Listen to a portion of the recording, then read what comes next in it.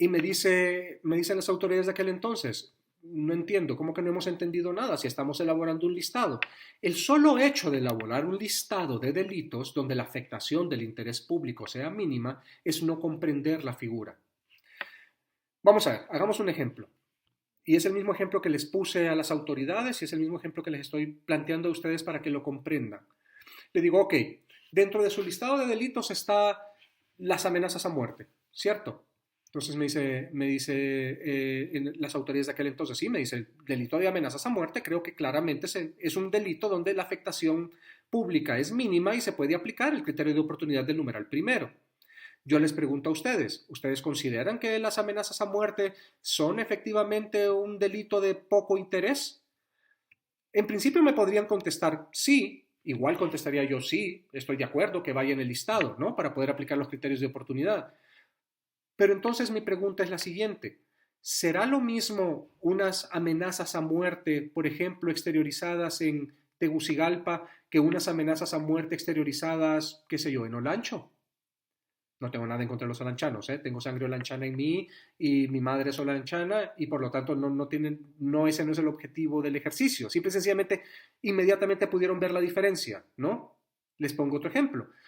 ¿Dará igual si la amenaza a muerte la realizan aquí en Tegucigalpa su vecina, quien se pasa quejando porque usted sube el volumen de su equipo de sonido hasta altas horas de la noche y pasa en fiestas, o si la amenaza la hace un marero de su barrio, a quien todo el mundo conoce? ¿Se entiende a lo que voy? En otras palabras, pero antes de llegar a la conclusión, veamos el otro ejemplo. Me dice los hurtos. Hagámoslo un poquito más específico. ¿Estarían ustedes de acuerdo en que el hurto de una bicicleta, por ejemplo, es un caso donde se puede aplicar el criterio de oportunidad del numeral primero? Estoy seguro que la mayoría me contestará, si no todos, sí, el hurto de una bicicleta se puede aplicar perfectamente, ¿no? El numeral primero, porque la afectación del interés público es mínimo en el hurto de una bicicleta. Pero entonces les formulo la siguiente interrogante. ¿Será lo mismo el hurto de una bicicleta aquí en Tegucigalpa, por ejemplo, que el hurto de una bicicleta en La Ceiba o en El Progreso o en Tela? ¿No? ¿Qué cambió? ¿Por qué es diferente si el hurto de la bicicleta continúa siendo la misma acción? Claro, lo que cambió fue el contexto no solamente territorial, sino el contexto social de donde se comete el delito. No es lo mismo que a un ciclista que hace deporte aquí en el Hatillo le hurten su bicicleta deportiva, puede ser muy cara, sí, pero es una bicicleta deportiva, a que le hurten la bicicleta a una persona en el Progreso que utiliza la bicicleta no solamente como medio importante, sino el principal de transporte, sino también como instrumento de trabajo, ¿cierto? Todo mundo se maneja y sobre todo los vendedores, por ejemplo, se trasladan a sus trabajos y hacen su actividad comercial utilizando como herramienta principal la bicicleta. Por lo tanto, es imposible hacer un listado de delitos donde la afectación pública sea mínima, porque esa afectación pública mínima la determina en realidad no el delito, sino el lugar donde se comete el delito o las personas que cometen ese delito.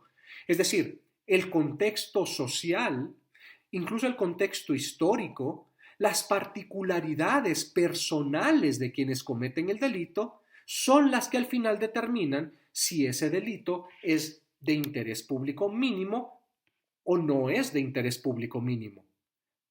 ¿Se entiende lo que estoy diciendo? Espero que sí.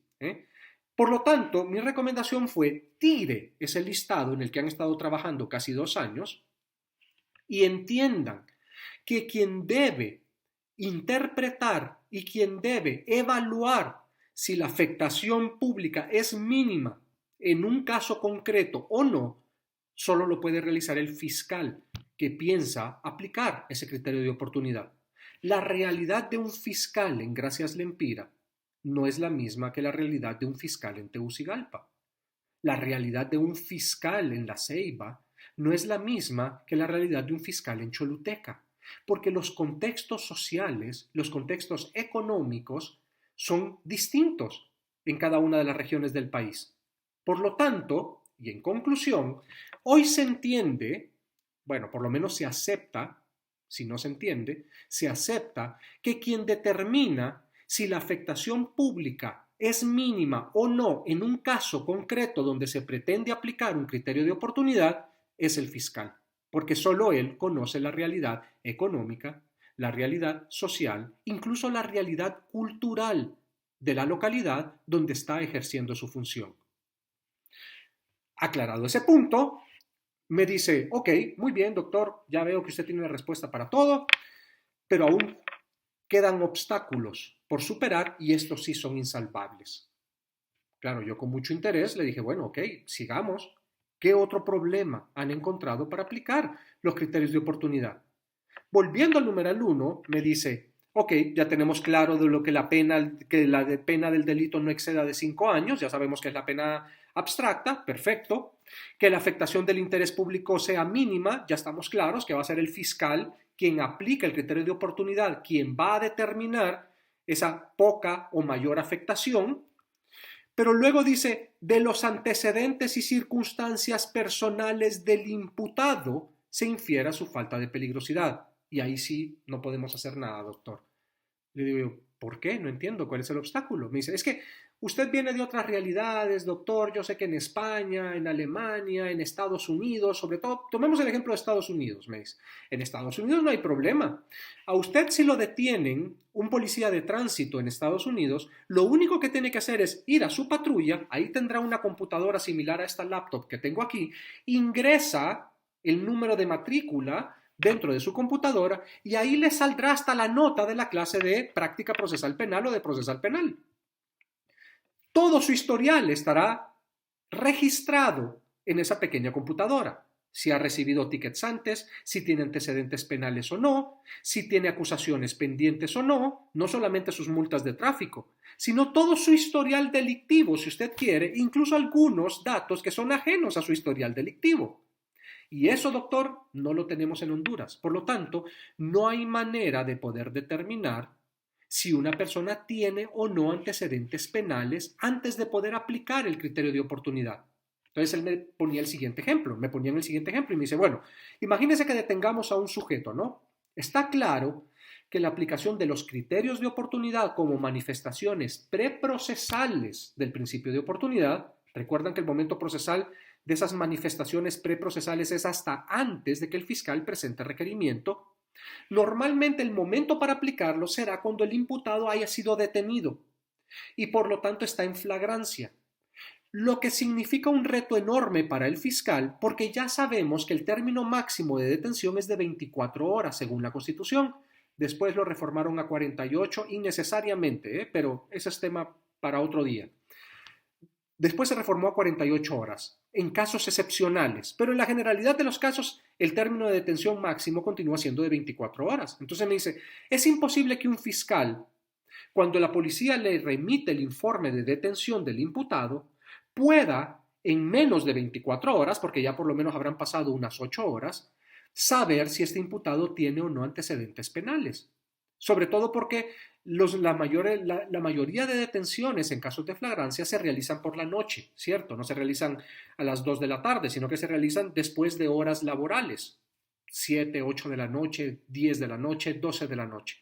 Por lo tanto, el fiscal no va a tener tiempo de analizar y de constatar si el imputado tiene o no antecedentes penales para poder aplicar el criterio de oportunidad del numeral primero. Es imposible, doctor.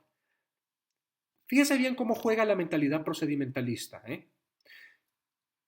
Resumamos o recordemos nuevamente cuál es la objeción.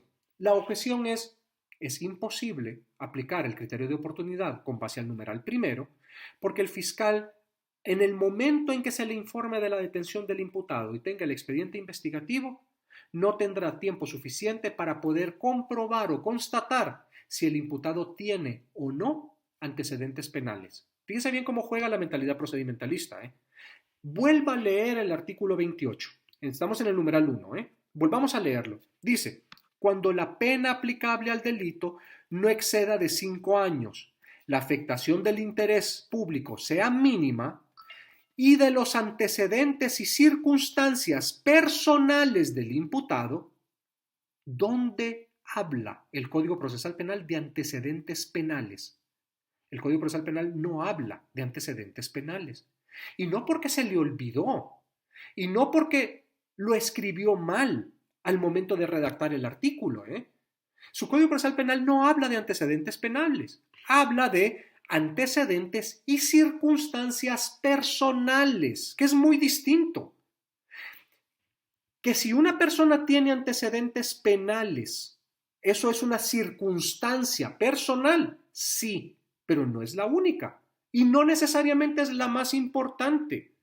Vamos a ver si me logro aclarar a través de un ejemplo. Supongamos que usted es un fiscal en Ciguatepec y le viene un caso de un detenido que fue detenido por daños. Voy a utilizar este ejemplo a lo largo de esta clase porque es el ejemplo más sencillo y me sirve mucho para poder aclarar dudas o poder ejemplificar lo que teóricamente estoy tratando de dar. Supongámonos el caso común de un individuo que a las 11 de la noche sale de un bar intoxicado, es decir, muy borracho, y en su celebración lanza la botella de cerveza al aire.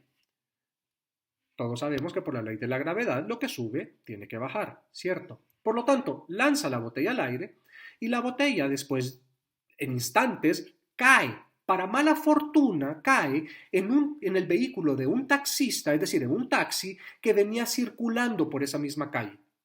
La botella cae sobre el vidrio frontal del taxi y quiebra el vidrio frontal del taxi. El individuo es detenido por la policía. El taxista va a poner la denuncia por el delito de daños, obviamente, en la sede policial y ahí hay un fiscal de turno, ¿cierto? ¿Cuál creen ustedes que es el interés particular del taxista? ¿Ustedes creen que el taxista lo que quiere y lo que busca es que este imputado se pudre en la cárcel durante 5 años o 10 años, si es posible, que le caiga todo el peso de la ley y que se haga justicia en este caso? ¿Cuál es el concepto de justicia